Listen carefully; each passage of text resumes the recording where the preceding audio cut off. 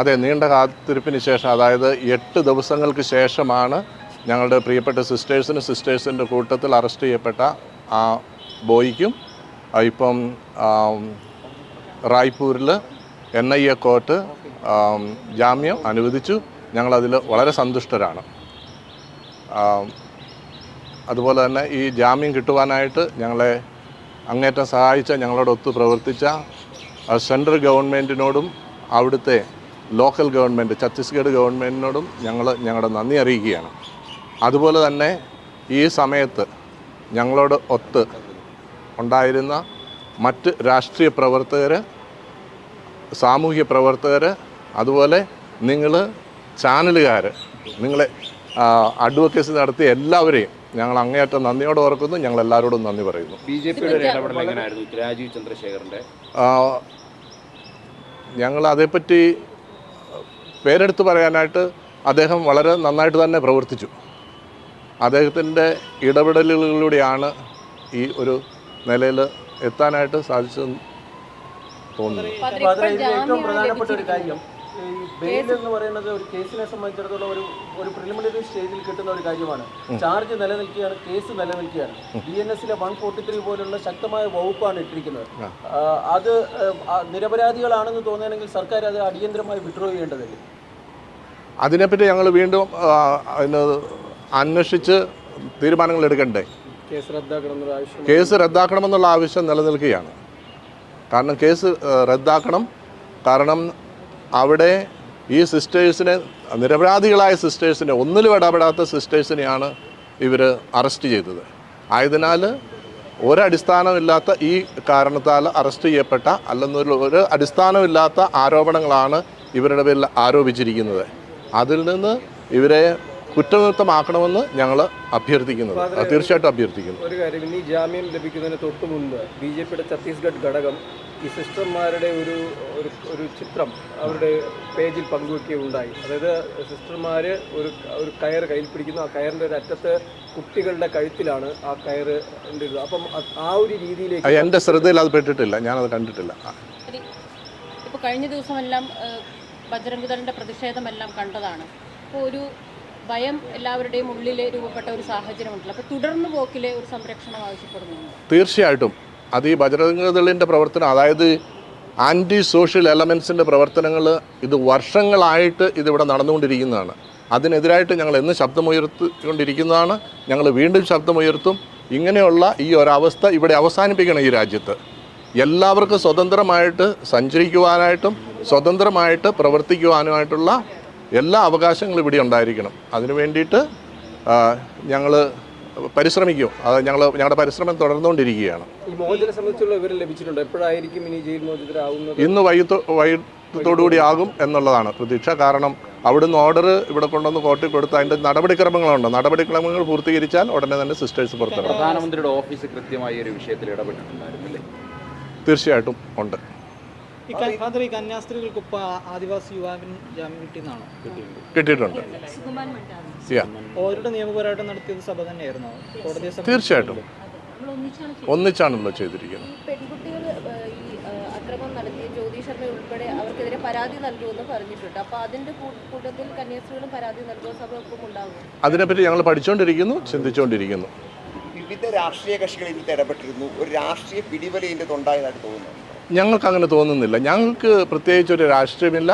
ഞങ്ങളോട് സഹകരിച്ച് എല്ലാവർക്കും ഞങ്ങൾ നന്ദി പറഞ്ഞു കഴിഞ്ഞു. എല്ലാവരും, അതായത് രാഷ്ട്രീയ മതഭേദമന്യേ എല്ലാവരും ഞങ്ങളോടൊത്ത് പ്രവർത്തിച്ചു, ഞങ്ങളോട് കൂടെ നിന്നു. നിലവിൽ ഇപ്പോൾ എല്ലാ രാഷ്ട്രീയ പാർട്ടികളുടെ എംപിമാർ അവിടെ ഉണ്ടല്ലോ, എല്ലാവരും വലിയ ശ്രമം നടത്തിയെന്നുള്ള അഭിപ്രായമാണോ? എല്ലാവരും നടത്തി. എല്ലാവരും ഇത് ഒന്നിച്ച് പ്രവർത്തിച്ചതിൻ്റെ ഒരു പരിണിത ഫലമാണ്. പക്ഷേ ജാമ്യം കിട്ടിയത് BJP-യുടെ ഇടപെടൽ കൊണ്ട് മാത്രമാണ് എന്നൊരു അഭിപ്രായങ്ങൾ ഇപ്പോൾ BJP-യുടെ ഭാഗത്തുനിന്ന് വരുന്നുണ്ട്. അത്തരത്തിൽ അത് അവരുടെയൊക്കെ ധാരണകൾ അല്ലെന്നില്ല, അവർ ചെയ്യുന്നതല്ല. അത് എനിക്കൊന്നും പറയാൻ പറ്റത്തില്ലല്ലോ. ഞങ്ങളെ സംബന്ധിച്ചോളം എല്ലാവരും ഒരുപോലെയാണ്. എല്ലാവരും ഞങ്ങളോടൊത്ത് പരിശ്രമിച്ചു, ഞങ്ങളോടൊത്തുണ്ടായിരുന്നു. അതിന് ഞങ്ങൾ എല്ലാവർക്കും രാഷ്ട്രീയ മതഭേദ വർണ്ണമന്യേ എല്ലാവരോടും ഞങ്ങൾ നന്ദി പറയുന്നു. ഇതിൽ ഈ കേസ് റദ്ദാക്കിയാൽ മാത്രമേ പൂർണ്ണമായും നീതി ലഭിക്കുകയുള്ളൂ എന്നുള്ളൊരു അഭിപ്രായമുണ്ട്. തീർച്ചയായിട്ടും ഇത് അതുപോലെ അവിടെ മാത്രമല്ല പല സ്ഥലങ്ങളിലും ഉണ്ട്. ഈ സ്ഥലങ്ങളിലുള്ള ഈ കേസുകളെല്ലാം അവസാനിപ്പിക്കുകയും ഞങ്ങൾക്ക് ഈ രാജ്യത്ത്, ഞങ്ങൾക്കെന്ന് മാത്രമല്ല ഈ രാജ്യത്തെ എല്ലാ ജനങ്ങൾക്കും, ഈ രാജ്യം എന്ന് പറയുന്നത് നമ്മുടേതാണ്, നമ്മൾ ഇന്ത്യൻസിൻ്റെയാണ്. നമുക്ക് എവിടെ സഞ്ചരിക്കുവാനായിട്ടും നമുക്ക് ഭരണഘടന നൽകുന്ന എല്ലാ കാര്യങ്ങളും ചെയ്യാനായിട്ടുള്ള അവകാശം നമുക്കെല്ലാവർക്കും ഉണ്ട്. അത് ചെയ്യാനുള്ള ഫ്രീഡവും ഉണ്ട്, ഭരണഘടന നമുക്ക് തരുന്നുണ്ട്. അതിന് തടസ്സമിടാനായിട്ട് ഏത് ഗവൺമെൻറ് ആണെങ്കിലും അത് തടസ്സമിടാനായിട്ട് അനുവദിക്കരുത്. അങ്ങനെയുള്ളവരെ അതിൻ്റെ നിലയ്ക്ക് നിർത്തുവാനായിട്ട് ഗവൺമെൻറ് പരിശ്രമിക്കണമെന്നാണ് ഞങ്ങളുടെ അഭ്യർത്ഥന.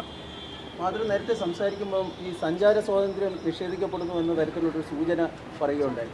അത് വലിയൊരു അലിഗേഷനാണ്. അത് ഈ പ്രധാനമന്ത്രിയൊക്കെ ആയിട്ട് ഇത്തരം വിഷയങ്ങളിൽ ഒരു സ്പീച്ചിലായിട്ട് ഇടപെടാതെ മൊത്തത്തിലൊരു സഞ്ചാര സ്വാതന്ത്ര്യം പുനഃസ്ഥാപിക്കേണ്ടതില്ലേ?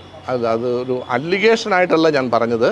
കാരണം എന്നാന്ന് ചോദിച്ചു കഴിഞ്ഞാൽ ഇവിടെ ന്യൂസുകൾ പുറത്തു വരുന്നു, ഞങ്ങളുടെ സിസ്റ്റേഴ്സിന് അവരുടെ സഭാവസ്ത്രം ഉപയോഗിച്ചുകൊണ്ട് അവർക്ക് സഞ്ചരിക്കാൻ പറ്റില്ല, ഭയമാണ്, അങ്ങനെയുള്ള ഒരു അറ്റ്മോസ്ഫിയർ ക്രിയേറ്റ് ചെയ്യുന്നുണ്ട്. അങ്ങനെയുള്ള അറ്റ്മോസ്ഫിയർ ഒന്നും പാടില്ല. ഇവിടെ ആര് എന്ത് വസ്ത്രം ധരിക്കണം, എന്ത് ഭക്ഷണം കഴിക്കണം, എതിലേ പോകണം എന്നുള്ളതൊക്കെ നമ്മൾ ഓരോ ഇന്ത്യൻ സിറ്റിസൻ്റെയും അധികാരമാണ്. നമുക്ക് നമ്മുടെ ഭരണഘടന തന്നിരിക്കുന്ന അധികാരങ്ങളാണ്. അതുകൊണ്ട് അത് നമുക്ക് ആരെങ്കിലും അതിന് തടസ്സമുണ്ടെന്നില്ല, തടസ്സം നീക്കാൻ വേണ്ടിയിട്ട് നമ്മൾ നമ്മുടെ അധികാരികളുടെ മുന്നിൽ നമ്മൾ പറയണം. അത് നമ്മൾ പറയും. നിരന്തരം ഇത്തരത്തിലുള്ള കാര്യങ്ങൾ നമ്മൾ ആവശ്യപ്പെടുന്നുണ്ട്. കാരണം ഇത്തരത്തിൽ ക്രൈസ്തവർക്കെതിരെ അല്ലെങ്കിൽ ഇത്തരത്തിലുള്ള ആക്രമണങ്ങളോ അല്ലെങ്കിൽ അറസ്റ്റുകളോ ഉണ്ടാകുന്ന ആദ്യമല്ല. ഇതിന് മുൻപും പലതവണ അത്തരത്തിലുള്ള സംഭവങ്ങൾ ഉണ്ടായിട്ട് പക്ഷേ വീണ്ടും തുടരുന്ന സാഹചര്യമാണ് ഉള്ളത്. അതിൻ്റെ അത് ഞാൻ നിങ്ങളോട് പറഞ്ഞു കഴിഞ്ഞു. വർഷങ്ങളായിട്ട് ഇതിങ്ങനെ സംഭവിച്ചുകൊണ്ടിരിക്കുന്നതാണ്. ഞങ്ങൾക്ക് പല സ്ഥലങ്ങളിലും പല സ്റ്റേറ്റുകളിലും മിക്കവാറും എല്ലാ സ്ഥലങ്ങളിലും ഞങ്ങളുടെ സിസ്റ്റേഴ്സിനെയും അച്ഛന്മാരെ അറസ്റ്റ് ചെയ്യുകയും ഞങ്ങളെ അനാവശ്യമായ മതപരിവർത്തനം ഇതെല്ലാം പറഞ്ഞ ആരോപണങ്ങളെല്ലാം നടത്തിക്കൊണ്ടിരിക്കുന്നതാണ്. അതിന് ഒരവസാനം വരുത്തണമെന്ന് ഞങ്ങൾ ഗവൺമെൻറ്റിനോട് മാറി വരുന്ന ഗവൺമെൻറ്റുകളോട് ഞങ്ങൾ നിരന്തരം അഭ്യർത്ഥിച്ചുകൊണ്ടിരിക്കുന്നു. അതിലൊരു കാര്യം കൂടി, അതായത് കഴിഞ്ഞ തവണ നമ്മൾ കാണുമ്പോൾ പറഞ്ഞത് ഈ നിലവിലെ ന്യൂനപക്ഷങ്ങൾക്ക് നേരെയുള്ള ഇത്തരം ആക്രമണങ്ങൾ ഇതിലൊരു ശാശ്വത പരിഹാരം ആവശ്യപ്പെട്ടുകൊണ്ട് പ്രധാനമന്ത്രിയെ നേരിൽ കാണും, അത്തരം കൂടിക്കാഴ്ചകൾക്കായുള്ള സമയം തേടുന്നത്. അതിലെന്താണ് നിലവിൽ ഇപ്പോഴുള്ള? ഉടനെ തന്നെ ഞങ്ങളുടെ CBCIയുടെ ബഹുമാനപ്പെട്ട പ്രസിഡന്റ് ആർച്ച് ബിഷപ്പ് ആൻഡ്രൂസ് താഴത്ത്, നിലവിൽ അദ്ദേഹം തൃശ്ശൂർ അതിരൂപതയുടെ മെത്രാപ്പോലിത്തയാണ്, അദ്ദേഹം കേരളത്തിലാണ്. അദ്ദേഹം അതിനു വേണ്ടുന്നുള്ള ശ്രമങ്ങൾ നടത്തിക്കൊണ്ടിരിക്കുകയാണ്. മിക്കവാറും അടുത്ത കാലത്ത് തന്നെ ബഹുമാനപ്പെട്ട പ്രൈം മിനിസ്റ്ററെ, പ്രധാനമന്ത്രിയെ കണ്ട് നമ്മുടെ ആവശ്യങ്ങൾ അദ്ദേഹത്തിന് മുൻപിൽ വയ്ക്കും.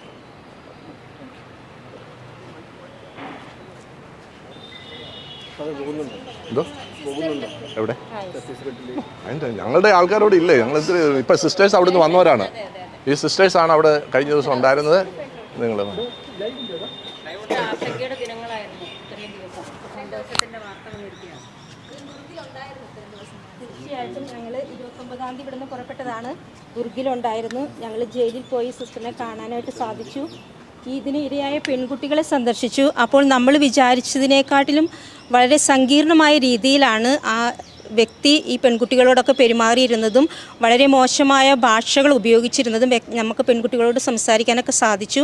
അവരും നമ്മളോടൊപ്പം നിൽക്കാൻ തയ്യാറാണ്.